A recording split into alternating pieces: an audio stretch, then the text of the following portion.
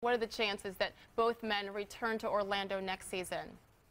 Well, I say slim to none. Number one, I think it was Stan Van Gundy opening his mouth the way that he did, although some people like myself and many others would agree with him.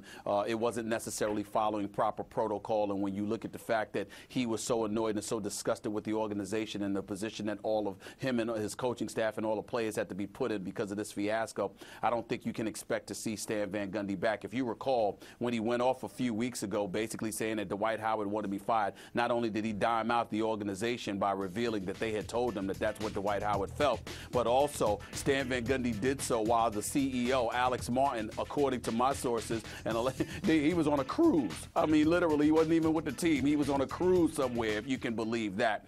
So clearly, they don't all seem to be on the same page. Then in the case of Dwight Howard, things are escalating to very uncomfortable levels simply because Dwight Howard feels like the organization and the team itself has turned their back on him. He feels like this notion that he's quit on the team is emanating from the organization. He feels like teammates have not stepped up on his behalf and been supportive of him at all, according to what my sources tell me. So as a result of that, you can expect Dwight Howard to want to be gone as well. And by the way, don't expect him to flip-flop this time. Don't expect him to be in a situation where he's coming back and everything is all hunky-dory once the season begins. I think the minute this season is over, according to what I'm hearing from his camp, you can expect Dwight Howard to sit there and tell Orlando, get me out of here. I don't want to be here any longer. So you got Stan Van Gundy annoyed with the organization. You got Dwight Howard disgusted with the organization, the way he's been treated, along with the way his teammates have been AWOL on him as far as he's concerned. And you've got a problem. Not to mention the fact there's one other little cliff note that you might find interesting.